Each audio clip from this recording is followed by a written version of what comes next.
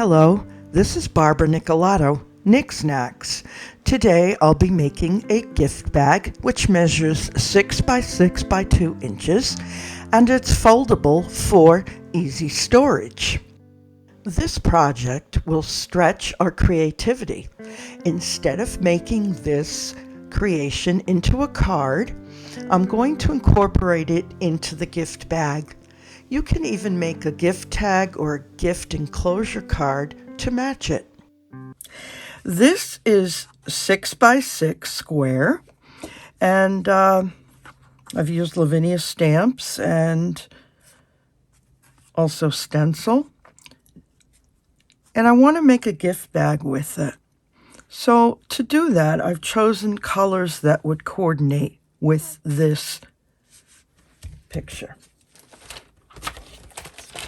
You're going to need an 8 by 11 sheet of paper, and I'm using the paper from this pad, 12 by 12. It's by Craft Consortium, and it's called Watercolors.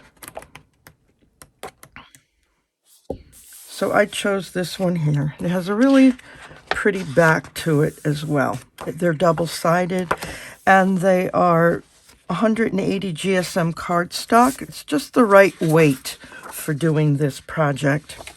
So I have an 8 by 11 inch paper. I also cut out a rectangle that's 2.5 by 6 inches. And out of cardstock, I have a piece that will coordinate in colors. This is 4 7/8 this way, 3 3/4 of an inch wide.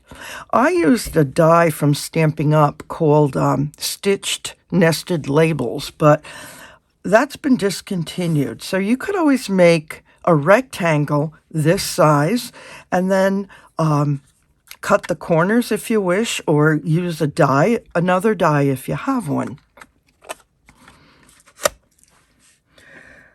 I'm also going to be using, this is 12 inches of purple ribbon, and this is about 12 inches of white baker's twine. I'm going to add a little tag to this bag, and I've already knotted it, my goodness. Here's a pretty little tag that I made that coordinates with my project. You're going to need a stylus for making a score line. You're going to need a hole puncher. I like this one a lot because it allows me to punch anywhere I want, as opposed to this where you really only have about a 1/2 inch leeway to make your holes. This is Art Glitter Designer Dries Clear Adhesive, so I'm going to use that glue. And you're going to need a scoreboard, a score pal, or some device to make your score lines. Starting with my 8 by 11 inch paper, I'm going to score at 1/2 inch,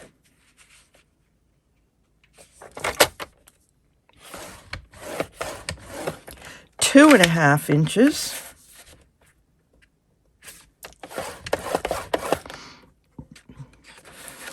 8.5 inches,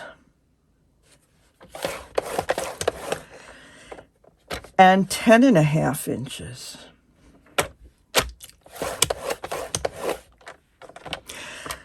Then I'm going to turn it the other way and score it at 2 inches and 3 inches.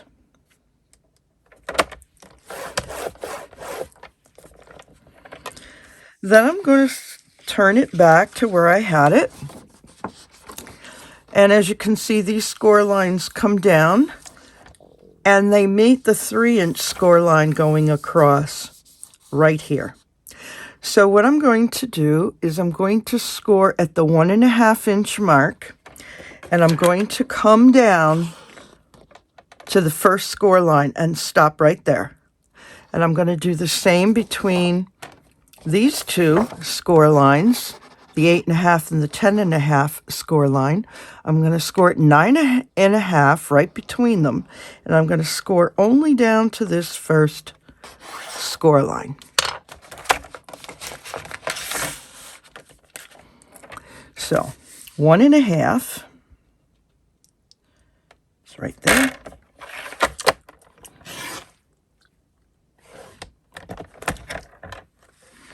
And 9.5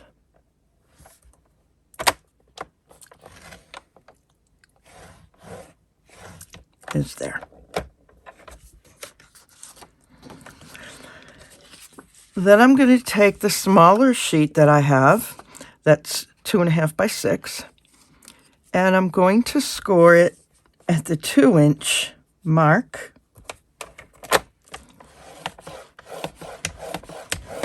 And that's going to be leaving a 1/2 inch right there. Put that aside. This one I'm not going to score, but I'm going to fold it with my hand. I don't want it scored. I don't want a crisp score.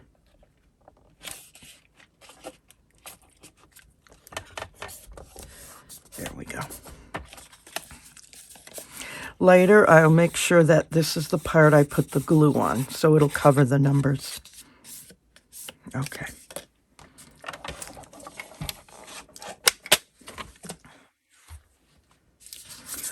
We're almost finished scoring. This score that I did at the 1.5 inch mark, that comes down to the first score line, I'm going to score from that point to this score line there, and here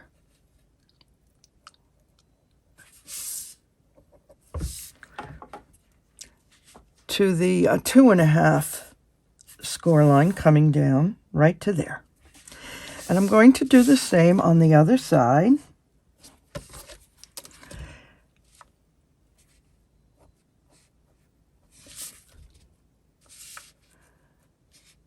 Normally you wouldn't mark these. I'm marking them just so that you could see them better. And I'm going to use the ruler as a guide and go over the lines with my stylus so that I create a soft score.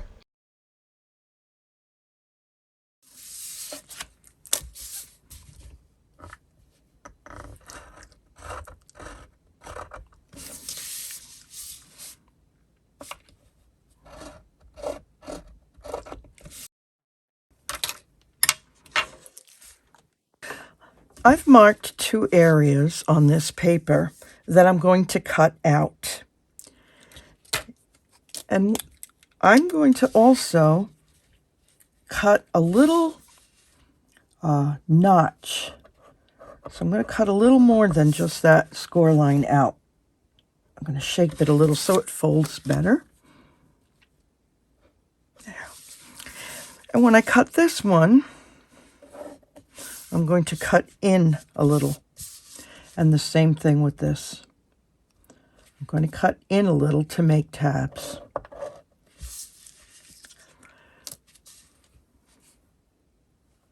I'll do the same thing here.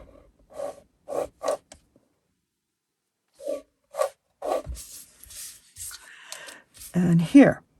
And when you cut along a score line, you're actually going to cut out the score line, not on top of it.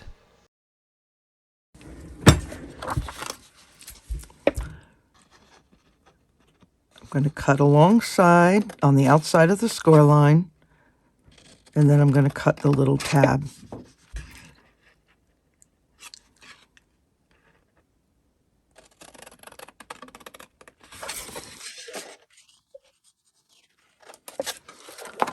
There. And then I'm going to repeat it on the other side.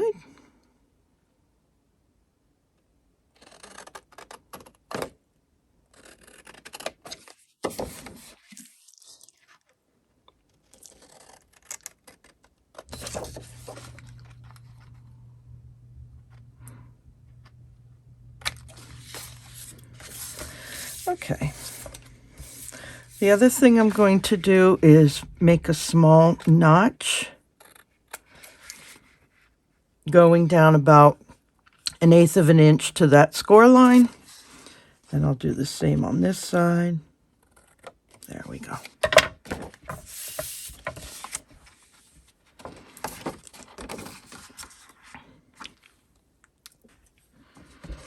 Now I'm going to crease my score lines. I'm going to come in with this one and this one. Do the same on the other side.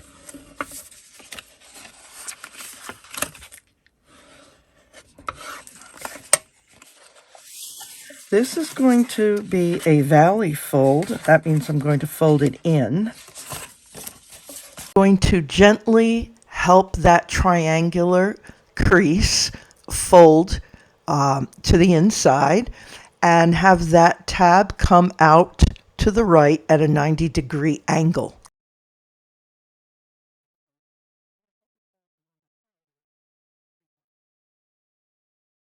And I'll do the same on the other side.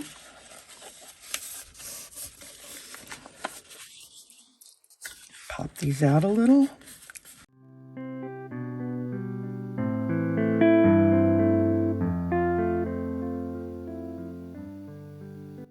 And now I'm going back to the right side to adjust that crease so it looks like the one on the left.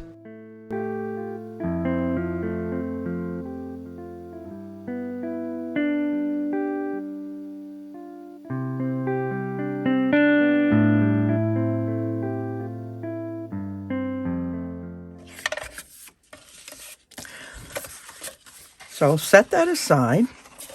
And what I want to do now is score this. And I want to put glue along this edge that I've scored. And I'm going to attach the front of my gift bag to that little flap.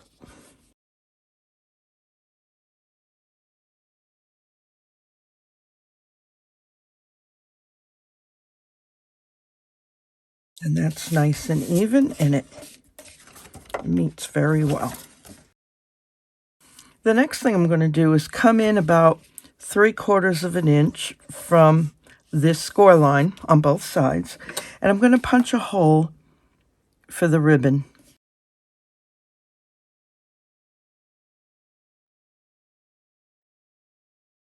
It's now time to put the ribbon onto the tab. I'm going to pass the ribbon through the hole, and I'm going to use tear tape to hold it down rather than knot it. The knots are going to be bulky when I put the tab onto the bag. So not only am I going to put the tear tape down, burnish it, and stick the ribbon to the top of it, but I'm also going to put more tear tape on top of the ribbon to hold it down. Any extra ribbon hanging down can be cut off carefully. How long you want to make the ribbon handle is totally up to you. I'm also going to apply glue to the half of the tab that will be sticking to the bag. And then when I affix the tab to the bag, I'm going to eyeball it to make sure it's centered.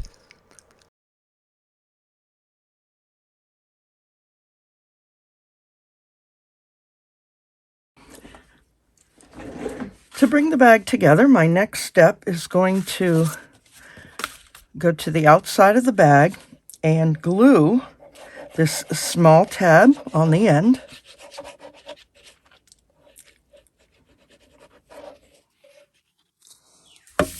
And I'm going to make sure I have the top lined up with the top, and everything there, everything matches up nicely.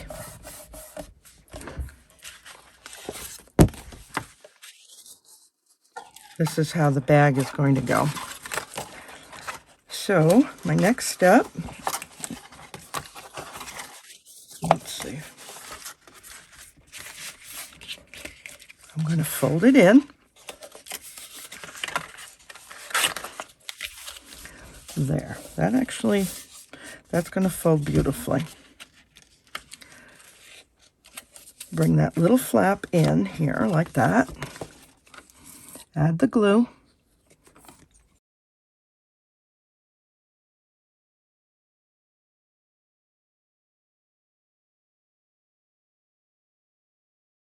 Before I glue the bottom and while I have the bag flat, I'm thinking that sticky Velcro dots will hold this together nicely.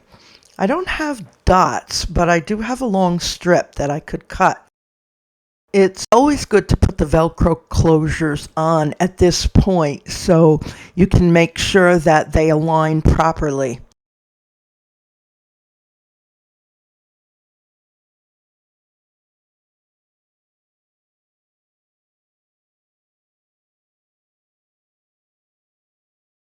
The last thing we're going to do is put together the bottom of the box. So the back part is folded in first.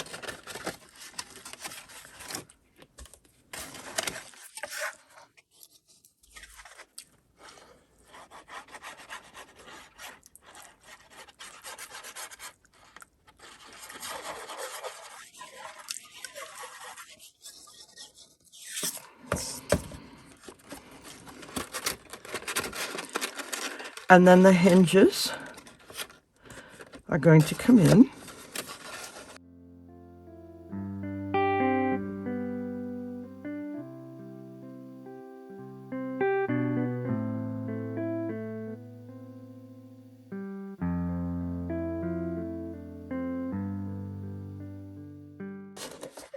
And finally, the base, the front part of the flap that's on the front, that's going to be glued down at the end. That's the last thing I'm going to glue, so that the front has a nice finished look.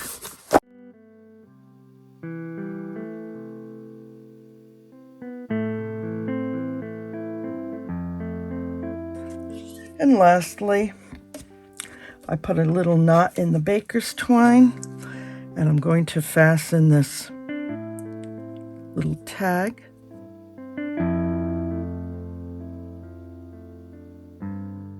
And you can make that any length you'd like, and trim off the excess twine. And there you go, a lovely little gift bag. You could decorate this flap more if you wanted to. You could decorate the back, and if you're careful, there you go. It'll fold flat for storage. I can see these being made with so many different designs and for so many different gift-giving occasions. I hope you've enjoyed this video. Thank you so much for taking the time to watch this. If you've enjoyed it, please give us a thumbs up and subscribe to our YouTube channel. And I hope you visit us at delbellosdesigns.com for most of your crafting needs. We also have 2 Facebook groups we encourage you to join. One is Del Bello's Designs Lounge, where you can post your creations using your Lavinia stamps. The other is Del Bello's a la carte, where you can post your creations using other stamps from Del Bello's. Have a great crafting day.